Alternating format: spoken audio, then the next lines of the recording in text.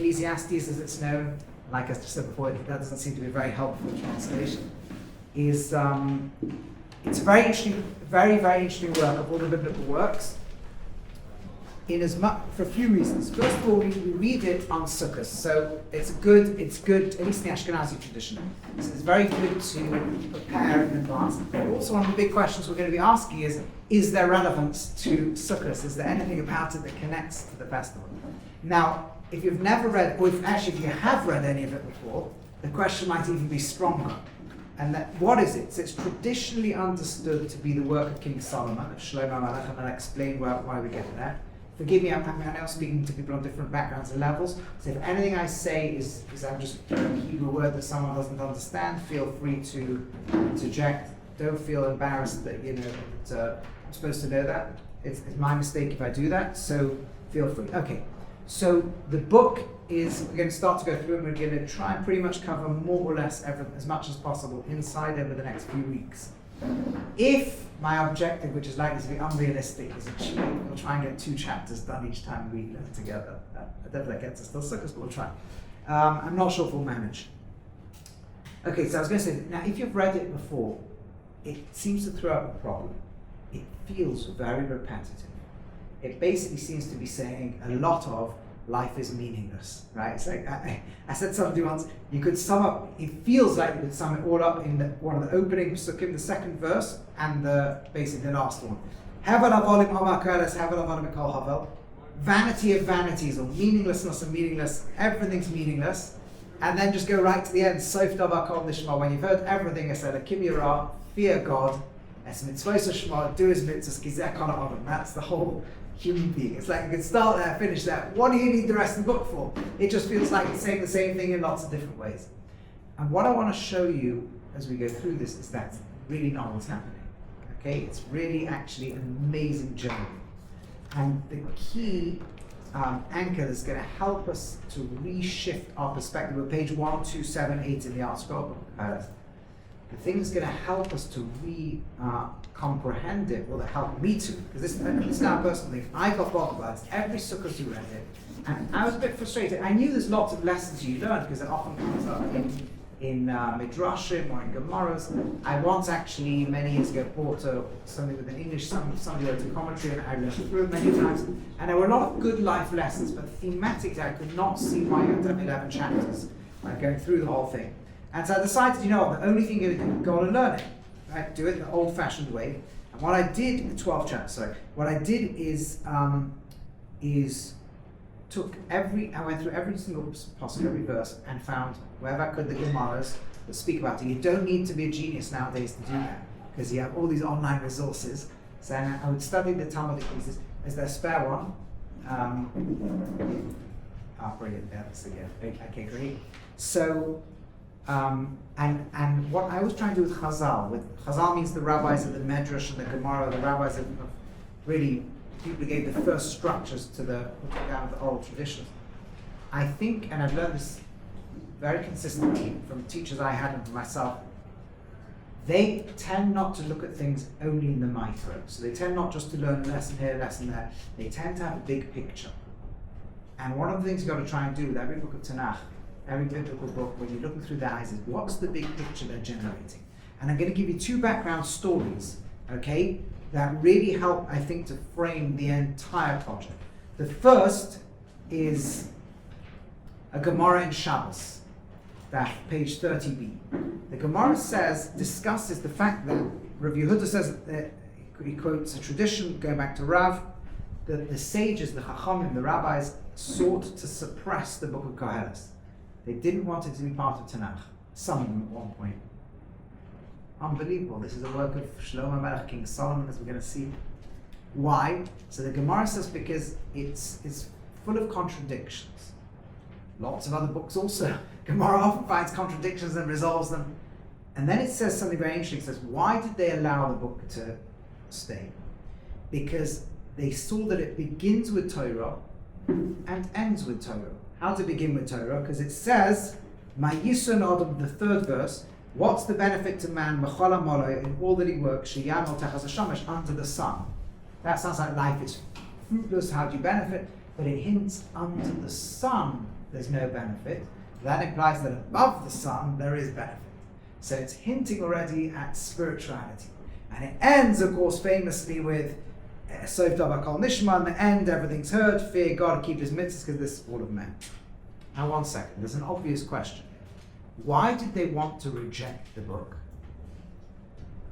Because of contradictions. Full of contradictions. How did the fact that it begins with Torah and ends with Torah have anything to do with resolving those contradictions?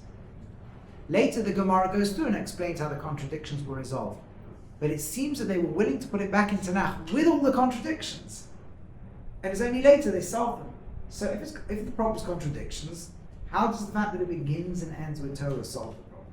This bothered me for a while, until I came across another Gemara which I remembered, but I never put two and two together. And this Gemara is like the background Gemara, which I'm gonna tell it to you outside right now. Okay, there's actually a number of Gemaras that are very important, but the most important is the Gemara in Gittin, page 68. And the Gemara says the following: describes a very intriguing story of King Solomon, obviously his crowning achievement of life, which is described really in the chapters of the Book of Kings, Malachim 5, 6, 7, in particular 8, right, which is all his construction work, especially building the base of Mikdash, the house of God. And we don't have any spare ones, do we? Okay. Yeah. So, the house of God. The Gemara says that at the time he came to build the base of Mikdash, he said the Torah says you can't build an altar of God with metal, because metal is weapons. It's primarily in those days used weapons, or a lot of its usage is weaponry, and weapons are designed to shorten the life of people. And the altar in the temple is designed to increase people's lives, so you can't use metal. And King Solomon said, I want to do one better. When it comes to building a permanent house of God, I'll put no metal anywhere. How are you going to carve stones if you're not using metal? See, he was going to use a miraculous being, species, stone-eating worm, something called the shamir.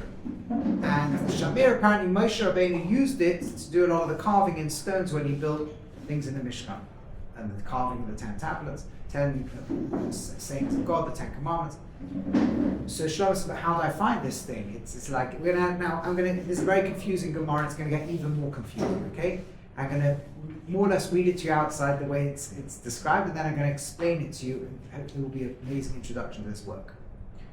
So he says, well, I need to find the world of Shadim, demons, and they're going to know how to, and he actually gets a verse from Kohelet, which describes his construction work in the second chapter, including Shida Shidos, which can be read as chests of treasure, but it can also mean male and female demons. And the Gemara reads it in that second reading. Got male and female demons, agitated them against each other until they revealed, and they said, you've got to go to the king of the demons. Now, I've got to know already now, rabbis, when they write these things in the Talmud, are writing very cryptically, and I'm going to show you soon what they really mean by this. The way Maharal explains it, for example. Anyway, he knows his information, so if he wants to get this Shamir, the demons are telling him to go to the king of the demons called Ashmedai. And so there's a whole description of how King Solomon and his general, who was also the head of the rabbinic courts, Benaiah ben Yehoyada, how they captured and trapped this king of the demons, and eventually chained him using a chain that had various names of God on it. After they chained him, he told them how to get this Shamir. They got the Shamir, they built the temple. And after they finished building the temple, King Solomon one day turns to this Ashmedai, who he's got chained up, this king of the demons, and said, I want you to show me your power. You're meant to be powerful, and you don't look very powerful. So the king of the demons says, that's because I'm completely chained up. Give me an inch and you'll see my power. So King Solomon says, okay, fine, and loosens the chain slightly. And next thing he knows, Ashmedai throws King Solomon a massive distance, and he's completely thrown out of, forget where the room he's in, out of Jerusalem. He is far, far, far away, like almost the other side of the country. And now Ashmedai dresses as King Solomon and sits on his throne. And Solomon himself comes back to Jerusalem and quotes a verse that he says, we're about to see it inside, Ani Kohelet, I Kohelet, verse 12 of chapter 1, Hayisi melech al Yisrael b'Yerushalayim, I used to be the king. Right? And later he says, all I've got left now is my stick. We'll see all this. I used to be the king, I'm just left with my stick. And the rabbis say there's a madman walking around Jerusalem claiming he used to be Solomon and Solomon on the throne. But people don't stick to that. Like madmen change their stories. This guy's very consistent. So let's go and ask his wives, and they interview his wives, and they discover, in fact, the guy on the throne is a bizarre, it doesn't sound like King Solomon. And they pray and they eject him, this demon, and King Solomon comes back on his throne. And that's more or less the end of the story of the Gemara. Very bizarre story. What on earth does it mean? So it relates to, according to the Maharal, the Maharal gives us the first insight. The first insight is that you do not ever encounter a demon as an embodied human being like structure in the physical world. The place one encounters these demonic beings is in the mind of the human being. It manifests itself in evil thoughts, dark thoughts, self-destructive thoughts. That insight alone changes the meaning of the entire story. And the Rabbi speaks about this, why rabbis tell these stories in these very strange ways, when with a few keys you unlock it and you get into a deeper world. Part of it is they only wanted these stories to be transmitted from people taking the material seriously, so they embedded them in these stories where they deliberately let things sound slightly different to how they are, so that students would have the stories, and when they'd be ready, they get the keys and unlock them. But the Maharal, it's not a secret of Torah, so we can reveal it. And the Maharal says, with that little secret, you can unveil the story. What's happening is, he's trying to build the temple to be built out of a spiritual dimension, not just physical tools, spiritual, almost semi-miraculous, above the world that the demonic can inhabit. Okay? So if you like, from God's will outwards, demonic dark forces can only operate quite far away from God's pure will. King Solomon wants to access something that is higher than that. So but since the demonic world is higher than us, spiritually speaking, he wants to go up there, and eventually what he does is he traps the source, the king of all the demons. He traps the root of all the darkness forces, brings it under his control, and what he's done therefore is climbed to a very high spiritual level, and from there he can find this tool, which is obviously a semi-physical but semi-spiritual tool, for manipulating the physical world to turn it into a house of God. You following what I'm saying? Feel free to ask questions if anything's confusing. So trapping a demon and finding out where the Shamir is literally means to go into your inner world with the help of other spiritual people, because you're doing it together, conquer any dark and demonic forces that are capable of speaking, hit them at their spiritual root, climb above where they are, and then from that vantage point to be able to build the temple of God. Okay? What happens later is that he wants to understand the power of the demon. Now we'll need to understand why, but I'll give you a hint now. The hint is that King Solomon built the temple, and then he was troubled. Remember, when he built the temple, the Tanakh, it's the only event in Tanakh after the Torah itself that is described in terms of its distance from coming out of Egypt. 480 years since the coming out of Egypt, King Solomon built his temple. Why does it say that to us?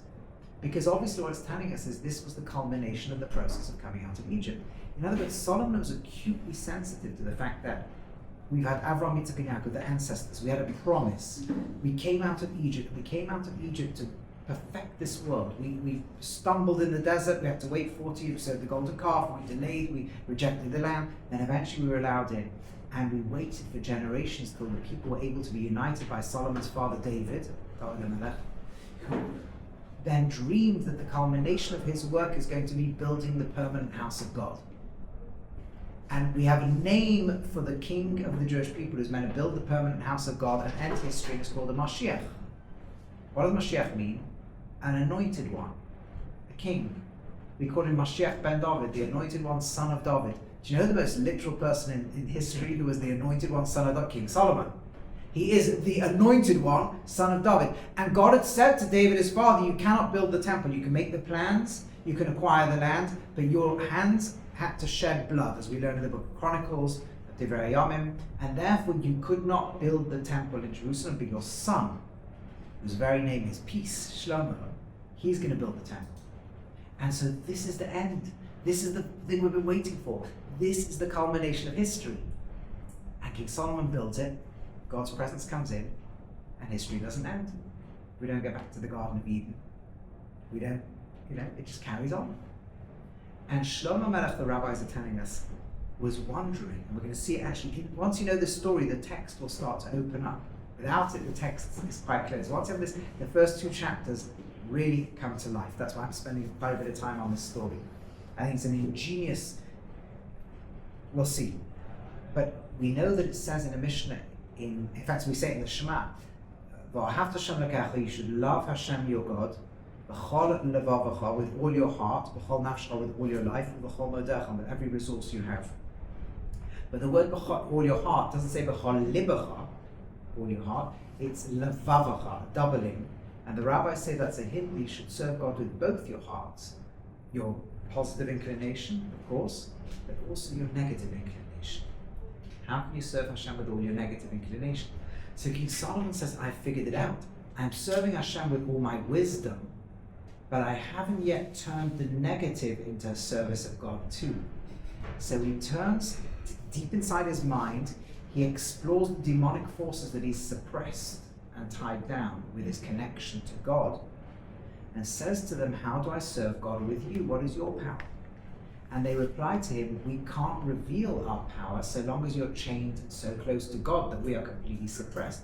Just loosen a little bit of that God connection and you'll watch us in action, and then you'll know what to do with us. And the moment that moment happens, which we'll meet it in Kohelet, suddenly King Solomon is now thrown out, meaning he is a stranger in his own mind. His mind is taken over, the demonic has taken over, and he's in a very dark place. And in his few moments of clarity, he turns to the rabbis in desperation and says, the guy on the throne is not me. It's a demonic stranger. I am a stranger in my own mind. And they turn to, what's this guy saying? And they turn to his wives and they find out he's really gone weird. By the way, this story is recorded, this part of the story is in Tanakh. Chapter 11 of the book of Malach and the book of Kings, number 1, Kings 1, chapter 11, have a look at it. It describes that Solomon at the end of his life turned the whole state to idolatry. All his wives had corrupted him. Now, what the rabbis are saying is, at the same time, the rabbis are saying he's not to blame. Maybe he's to blame for loosening that little power, but he was a stranger in his own mind. And eventually he got help, and eventually he did teshuvah. But in Tanakh we don't read about that. The disaster was set in motion. He'd already received, I'll take the question second, a prophecy from Achia Hashiloni that his kingdom's going to be split in 2. That's what happens after he dies, and everything falls apart. And so Kohelet is kind of his last part of his life. He writes this book. And now you see why the rabbis wanted to banish it. Because they said, really what this is a chronicle. It's like a diary of the king emerging from a very dark beginning to resolution at the end. But if you've got somebody on a journey from there while they're still in their demonic, taken over mindset, then you're going to have, the reason you're going to have contradictions, the problem's not contradictions, it's that they assume that he begins the book from the wrong place and ends in the right place. We're not going to include that in Tanakh, because we're not going to read chapters of a person writing from the wrong place. And it was when they realized really it opens from Torah and ends with Torah, this is a chronicle from him in a dark place to a light place, but it's from his moments of sanity and clarity within them. So it's got a depressing element, but it's being written from the voice of good, struggling with darkness, and finding eventually the way out. You had your hand up, yeah. How long did this last? I don't know if we know. In fact, there's a debate amongst the rabbis, did he even do a full teshuvah at the end, right? So it's not given to us in Tanakh. There's lots of pieces of stories missing in Tanakh, as we know. Sometimes you get a book, sometimes you get a revelation, another part of Tanakh that fills in the story. Tanakh has a reason for the stories it puts in, right? So I don't know if we know the exact time period.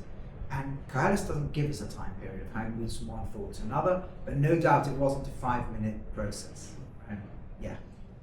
Do we know what that loosening of the chains actually was? Like, is it in Kohelet? It's enough, yes, we'll see a little bit of it in Kohelet. So I don't know if we know every single part of the process, but we'll get some insight into it in Kohelet, yeah.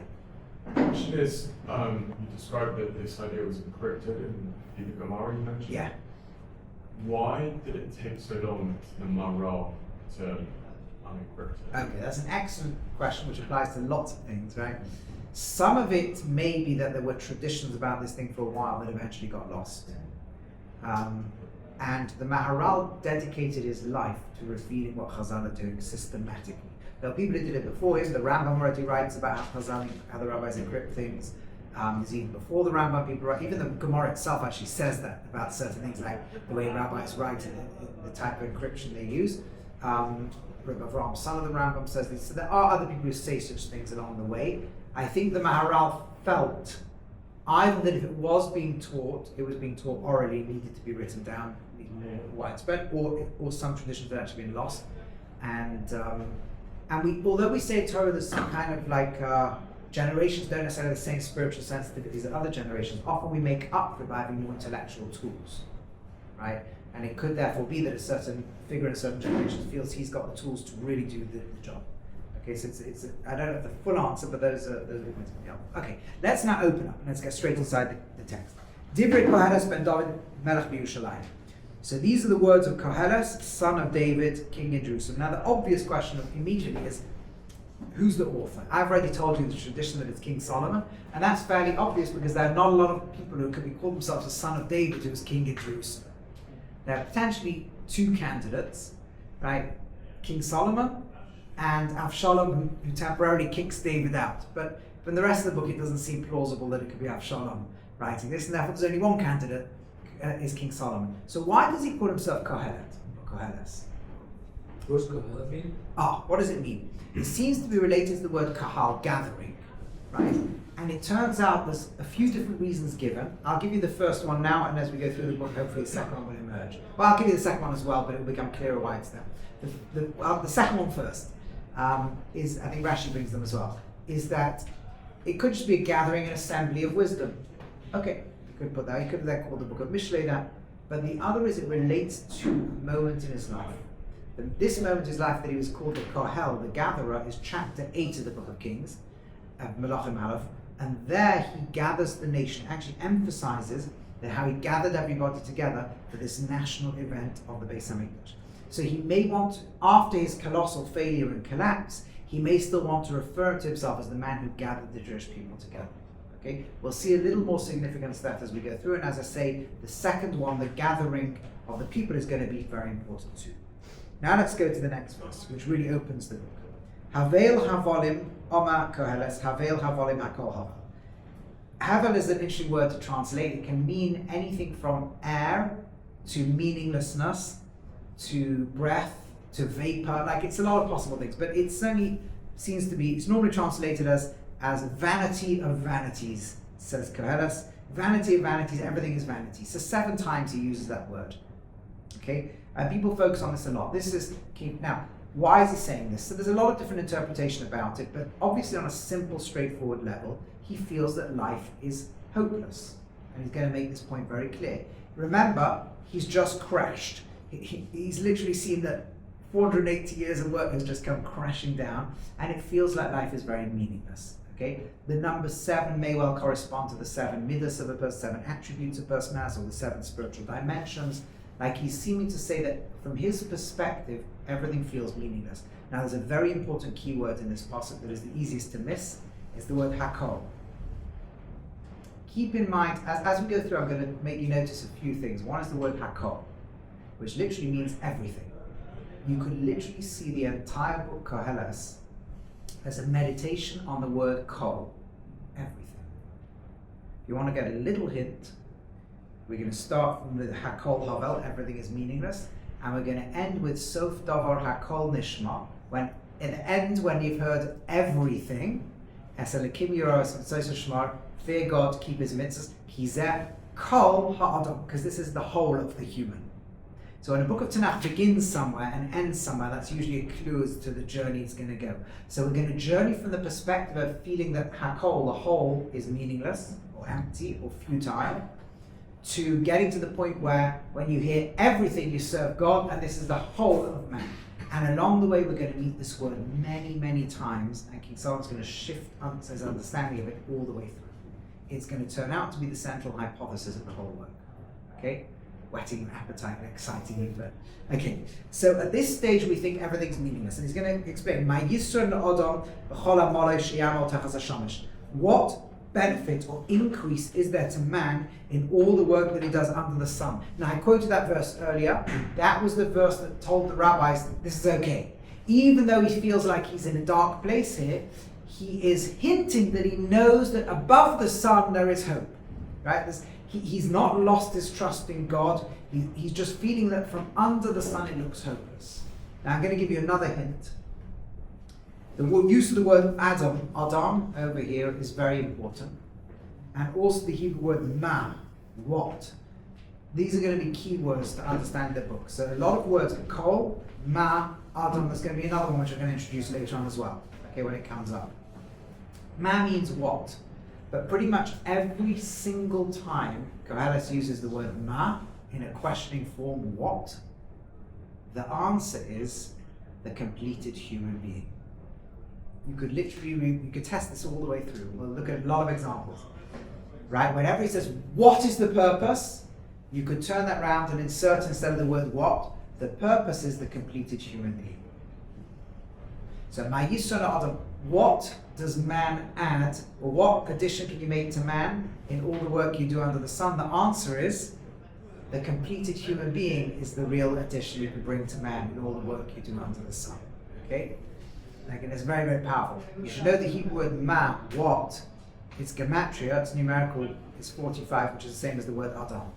Right? So this is, and that the Kabbalists speak about an idea that when God's revelation as to how we perfect the damaged world is uses this name. I'm not going to get into all that now. The key point is this. King Solomon, let's go to the overt meaning. King Solomon is essentially saying the project of humanity in the world is such that it doesn't feel that we can add to this world. In other words, let's think about this. He's climbed the highest mountain, more or less. He's built the house of God.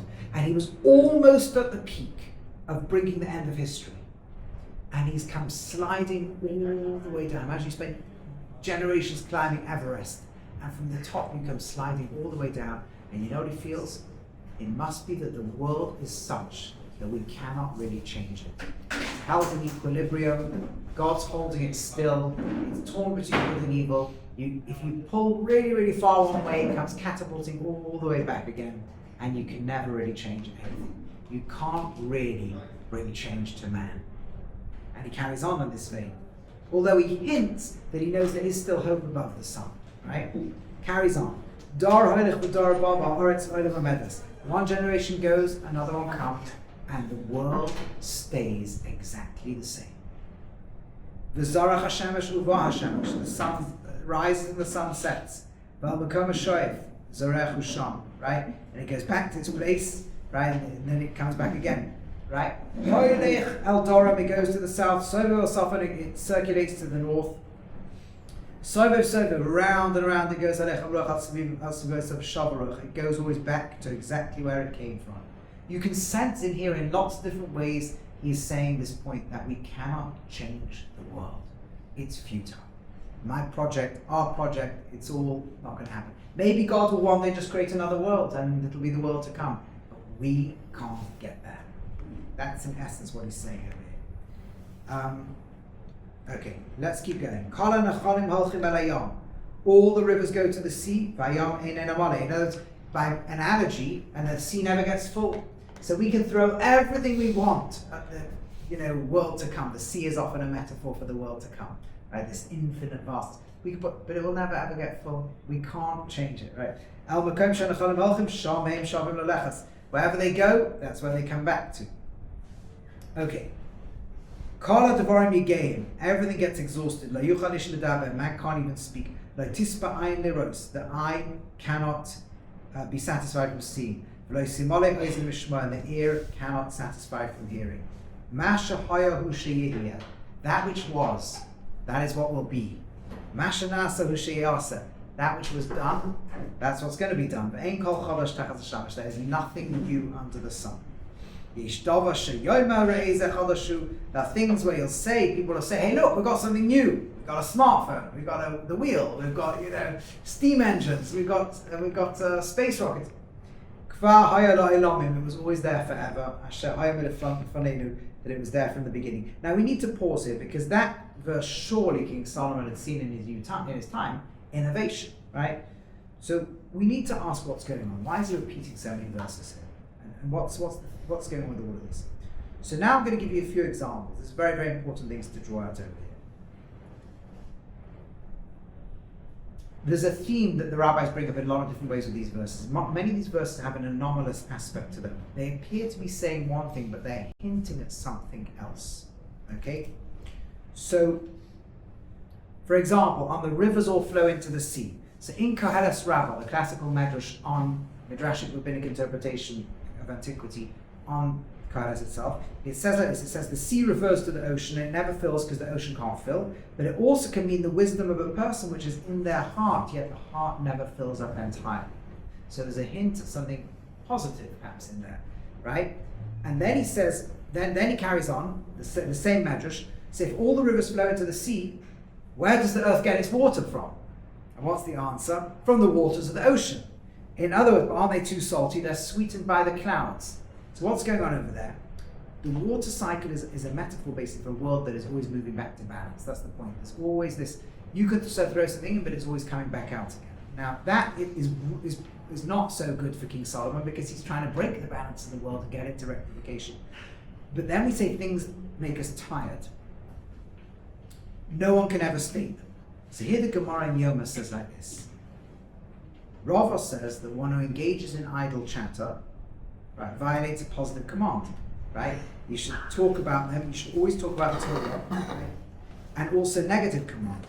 In other words, King Solomon is saying, it's not just, whilst I'm aware that the world seems purposeless, I've also got to make sure that I don't say wrong things. I don't want to slander the world. I'm not speaking negatively for the sake of the negative. Right? It's true, I can't see how we break the cycle. I can't see how all the rivers in the world flowing into the sea do very much. But I'm also aware that I'm not saying these words just to complain. That's a very powerful point, Every.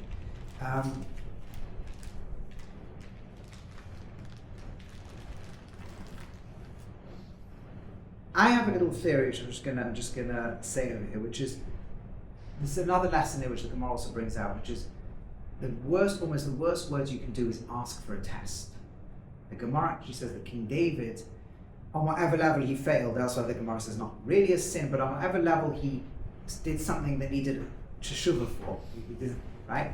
In his life, is because he asked God for a test. He says, God, you say God of Abraham, we say God of Abraham, God of Isaac, God of Jacob. Why don't we say God of David? It's because they stood by tests and you didn't. So okay, so give me a test. Then he gives him a test and he fails. And the deep point is, you cannot succeed in a test if you think you can do it. And to a certain degree, right, because the test is, Rabbi Tatsos explains this point based on Moshe Shapiro, it's got roots, this idea in older sources, but in principle, if God gives you a test, it means he pitches something at you that's too hard to do. And sometimes in life there's things within our free will to overcome them, but sometimes we have tests where they're beyond our natural free will, and we can't use our free will to overcome. Those who are in the Hilchas Teshuvah talk on Tuesday will know a bit more about this point. But sometimes God can give us a test that is beyond our ordinary free will, and our only hope is to literally hand ourselves over to Hashem completely, put him completely in charge of us, to let him almost shift our natural mind state to a state that can overcome it. And because King David thought he was supposed to do it with his free will, he was given a test that was too high, and used the wrong mechanism and failed.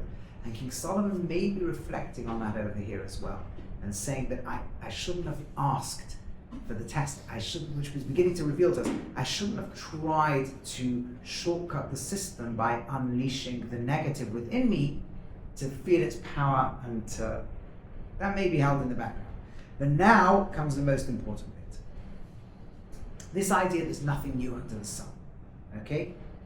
The Gemara says like this, there's an amazing Talmudic piece. The Gemara in Shabbos, in the same discussion that I quoted earlier, Rabbi Gamliel is sitting down. He's the rabbi who leads the Jewish people after the destruction of the temple. When he goes into hiding at first, then he emerges in Yavna. He's teaching. He says, in the future, in the world to come, a woman will give birth every day. And he quotes a verse from Jeremiah that seems to indicate that. And a certain student says to him, how can you say that, Rabbi? It says there's nothing new under the sun, right? So what does Rabbi Gamliel say? I'll show you an example. He shows him a chicken that lays eggs every day. And the Gemara goes on with loads of examples like this. Rabbi Gamliel says in the world to come, trees will produce fruit every day, nothing like it under the sun, nothing under the sun. He shows him a caper bush, right? He keeps, What's the meaning of this Gemara? So Rabbi Gamliel is saying the future world will be radically different to our own. It'll be, now by the way, we can imagine through technology a lot of this stuff happening now. Crazy possibilities, maybe we can have laboratories that take seed and make children, and who knows what could be in 100, 200 years' time. But the point the student's saying is, but there's nothing new under the sun. That's what it says here. It says Rabbi Gamliel, how does this answer, chicken gives birth very frequently, how does that mean a human can? The potential already exists in the world. The key is to know how to bring it out. And so hinted within all of this, as King Solomon experienced this intense darkness of a world that appears futile, he's hinting at solutions. I get that above the sun there is something that can change everything, i.e. God. And I get that perhaps my mess up was asking for a test. Maybe I approached things wrongly. And I get that the answer is not to try to break the rules of the world like I was doing. I did something wrong.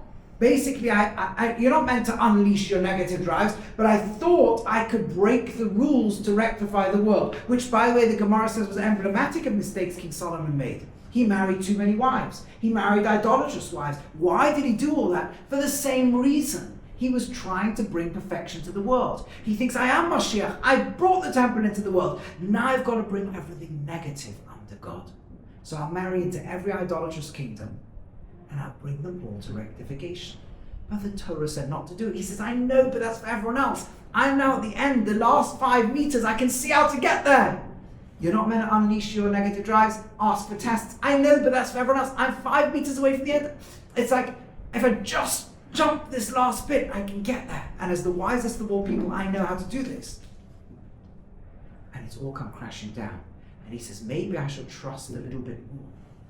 That Ein Kol Cholosh Tachas Shemesh has two meanings. One is, there's nothing new under the sun. But the flip side, now on the overt level, I can't change the world. But on the subtle level, at least, but I know God does have a plan for the transformation of the world. Maybe I should let it emerge from within the world itself, rather than try and break the rules. Keep to the rules and be patient, and it will happen by itself. This is the beginning of a hint that he will bring out much further along through the work, that I can't control the outputs. Maybe if I knew how to reconfigure the inputs, things could change for themselves by themselves. So these are all hinted. These are not and whenever you've got a hinted, I'll take the question in a second, layer, it means that the conscious expression is what it looks like. The conscious expression is despair. King Solomon is speaking with a voice of light, but in a very dark world where right now in his own mind, he's in this dark place where he can't see a way out. But he knows, he's beginning to analyze that in this hopeless world, he's dropping hints as to what might eventually become developed ideas of the pathway. Yeah, your question. Should this be interpreted as teshuvah? I believe this whole Sefer Chazal sees his teshuvah, but it's a step-by-step process. And not only that, he knows by the end of his life he's not going to be able to rectify the mistake made, but he's going to give us a pathway for the rest of history. Okay? And what I'm going to show you, I think, is this one. I believe is every state of mind and state of spiritual development we're in, whether we're in the darkest place or the lightest place or anywhere in between, is that we need to know where we are in the book of Kohelet. It's somewhere there. This journey goes from the darkest possible place, right? Spiritually, emotionally, etc. It is. Imagine what it's like to be King Solomon. You know you're the pinnacle of a millennial process since Abraham, and you've messed the whole thing up. And if you can't do it, no one can do it. That feel the hopelessness you feel, and this despair is exactly where it starts from. Yeah. Based on that premise, why is it read as Kol Hamayim on Rosh Hashanah? Okay, it's a very good question. Let's see if we can answer that question a little bit more towards the end. Okay. One simple answer is, if you really want a kind of historical answer, is because at certain points they decided to read Ruth, the Megillah Ruth on Shavuos, for many reasons that's obvious. Shir Shir on Pesach, Eicha on Megillah Esther obviously on Purim. So they had to have another place. It's the only festival you're not reading is because that's the obvious answer, but there's obviously deeper answers to that. It's structured, and we'll see as we go through that why it becomes more and more. Okay, let's go a little bit further because we're not quite far enough. Okay. Then what we say is Ein Zichron L'Rishonim V'Gam L'Acharonim Sheyul Lo Yeh Lehem Zikaron. There's no memory to the earlier ones, so to the later ones that are yet to be. There will be no recollection of Sheyul L'Acharonim, even though they come later on. Right? Now, very, very interestingly, The Kohelet Rabbah goes through different civilizations this might refer to. Each one came and tried to destroy or eliminate a key person and part of the historical process. Right, so the generation of the flood, he says that's what it means to know memory of the earlier people. Look what they tried to do, they failed. Look at this, and goes through each great opponent of good in the world. And in a certain sense, he's saying, yes, in one sense what I'm saying is each generation comes and it doesn't achieve anything. But if I look at the big picture of Jewish history, things do get achieved. There are steps forward, but they take a long time. So again, the double meaning, this is the key to a lot of stuff in this book is going to have a double meaning, the overt meaning and the covert, subtle meaning. And again, now this is again, we're developing this picture. Overtly, it's all hopeless. We can't rectify it. And that remains true. We cannot shortcut a rectification. But subtly and covertly within all of these words are hints. I did it wrong. God has an answer.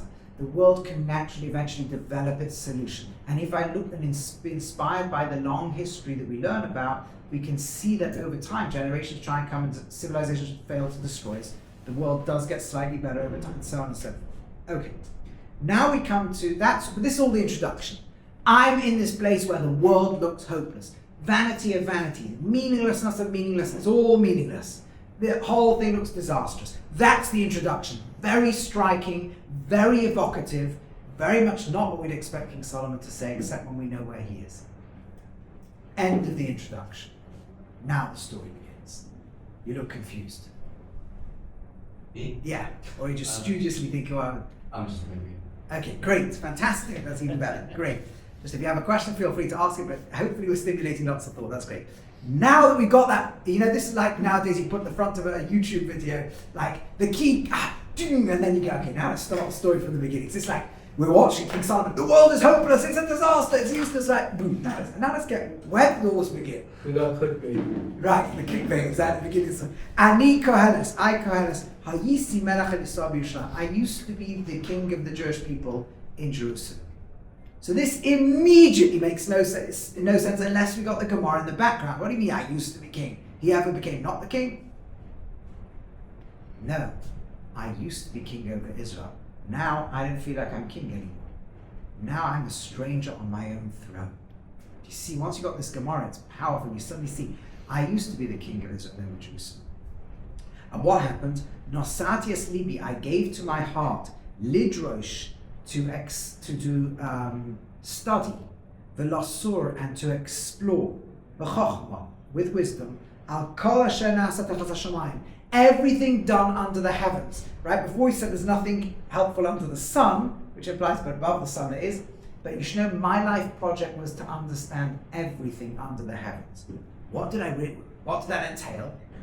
Hu inyan ra, the matter of evil, nosan elakim b'nei adam lanos, that God has given man to be afflicted by. Now you can read this verse as saying the very search of wisdom is bad, but that doesn't sound like what it's saying. What he's saying is what I really wanted to understand kol, remember that word, everything, I needed to understand evil. In other words, if I only understand good, then I don't understand kol, everything.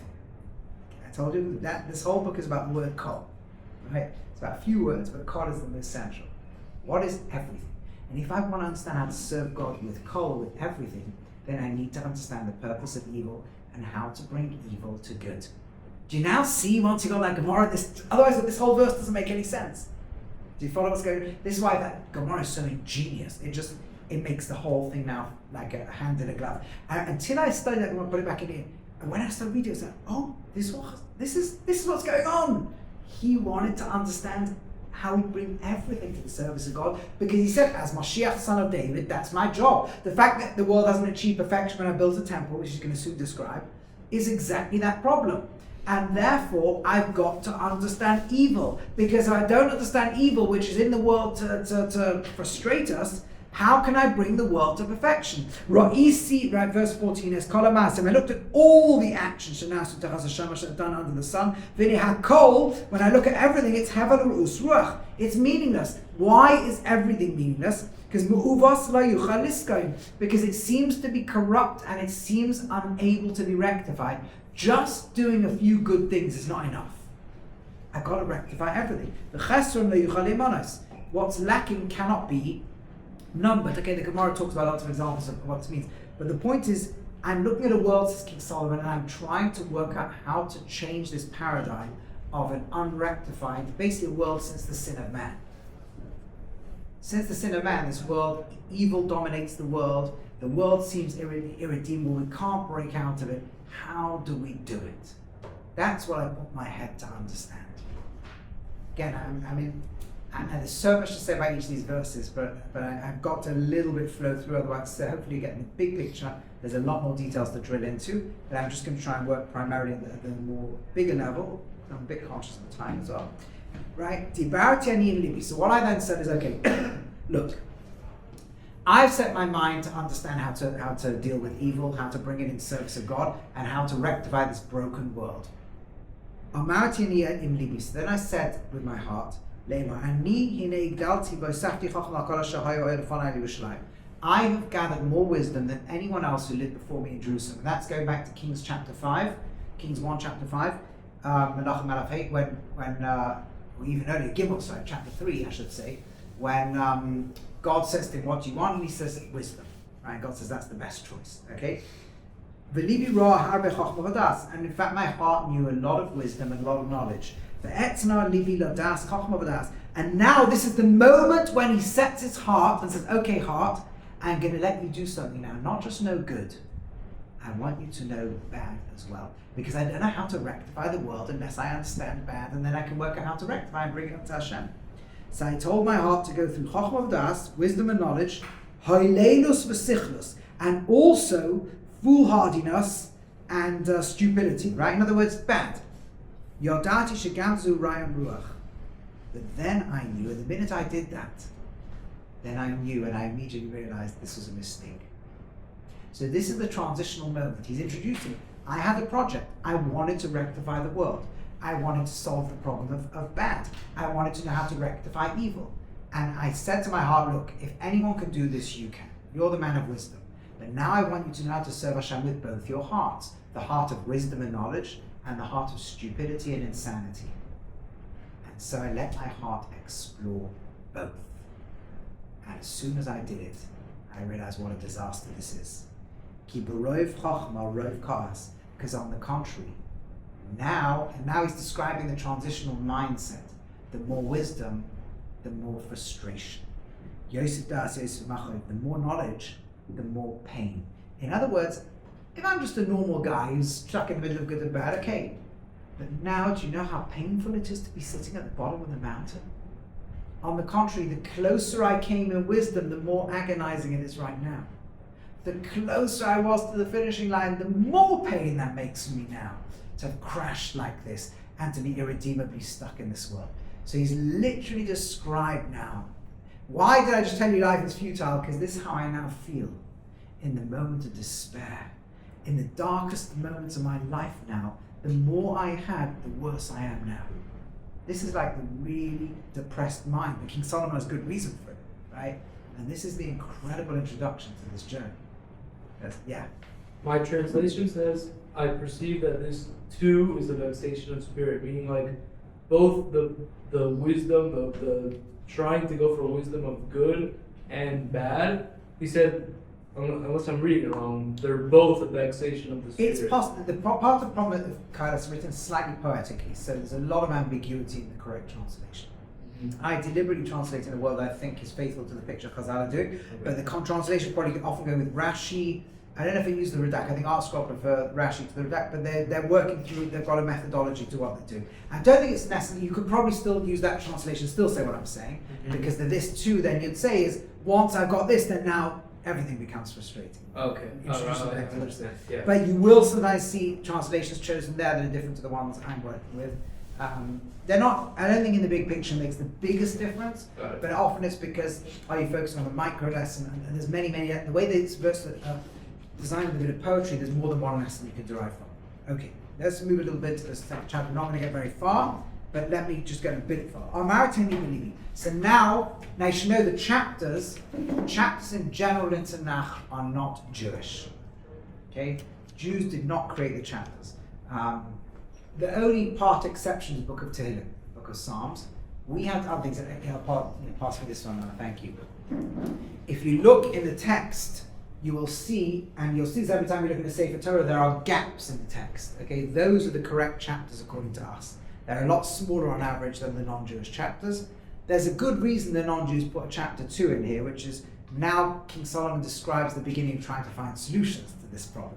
But we actually don't quite, we've already had a gap over there, and we don't really have a gap over here because it's really a description. We'll see why we don't have a gap here. Yeah. Why do we go to look at something which... We use the chapters because once the non-Jews printed the Tanakh, they did it with their chapters. So for us, the reference is really helpful. Everyone can now say chapter 2, verse whatever, so we use it for reference, but not for interpretation. If they've plonked a chapter somewhere, it doesn't seem quite right, we don't need to worry. Okay? Okay. Sometimes they do it in the right place. Quite often it is in the right place or in a good place, but sometimes it's not. Here is one where Kohelet is extremely difficult to work out where to chapter it. Yeah. Does that apply to the Torah as well? Yes. Yeah. Okay. So the next thing I said in my heart is L'chana and ask b'simcha. Let me try joy. Now let me explain what's happening over here from my understanding. I think this is what Chazal are teaching us over here as well. Again, I'm slightly skimming, but it's helpful. King Solomon says, look, I've got to get out of this mindset. I've got to break free. And my first focus then, instead of trying to rectify the world, which I no longer feel I can, I've got to get out of this dark place, and I'm going to do it by trying to work on joy. Ivdos Hashem b'simcha, as my father said, as King David said, serve God with joy, so let me now try joy. Okay, that's his next effort. U're'ei b'tov, let me think about good, v'hine gam hu havel, but it doesn't work. L'stoik amarti b'hoilo, what I said is laughter, it's crazy. L'simcha maza oisa, and to joy, what does it do? But remember the hint. What did I say before? Whenever we have the word what in the book of Kohelet, what does it really mean? What's the deeper level? The completion The of complete humanity. human being. So Simcha Maza Oisa means actually, if you really know, Simcha could build the human being to the highest level. Okay? Now, of course, the overt meaning here is I don't know what Simcha does. But later on, there'll be a redemption of this verse. Okay, we'll hopefully see later on. But the point is, Tarati Bili Bili B'Sheikh B'Yayin. I explored in my heart to go after wine, as basari, my flesh, to let my flesh follow wine. V'libi noyeg b'chochma, and my heart was going, driven by wisdom. V'lecha is b'sichlos, but holding on to futility. Ad she'era, until I can see Ezer tov l'bnei adam, what's good for man. Asher yasu tachas hashamayim, under the heavens, mispayim mechayim, all the days of their life. Now, what on earth does this verse mean? First of all, how can you explore wine in your heart? You explore wine by drinking it. What does it mean, I explore? So there's different interpretations, but a lot of it is I was using my heart to remember all the good moments of life, the joyous moments with wine and other things. And I was trying to use wisdom. But King Solomon, so what he's doing in his mind is saying, look, I'm feeling the futility, which I can't get out of this by just by going for joy. A person in a very dark place can't just play with their mind to get joy. So let me go deep and remember the good times. Let me explore in my mind everything that's been good. All those beautiful wine moments. We have wine in all our celebrations, right? And he tries to kind of use the intoxication of that thought process. And he's letting wisdom go, but he's already analyzing why he's about to explain the failure here. The failure is because although he's holding on to wisdom, although he's letting wisdom try to lead him out of this, his mind now is stuck. He's got wisdom, but he's got sichlus, the dark side with him as well. He's got two minds speaking in his heart. He's trying to let one drive him, but since he's unleashed the negative, he's holding on to it too. You see, and this, do you see what I'm saying? It's absolute. Once you see this, the text just flows there. It's not just random thoughts thrown in. This is a journey. Watch what he says. We have 1 more minute, so anyone who needs to leave when it hits 30, you can leave. Okay, I don't know if I'm going to be able to stop at 30. I can't stop myself. We'll put the brakes on. Okay, now watch this. Godalti, I grew up, right? Sorry, where am I up to? Sorry. Verse 4, chapter 2, verse 4. Higdalti masai, I increased my actions. Bonisini bottom, I built houses. Notatini kromim, I planted vineyards. What houses is he referring to here?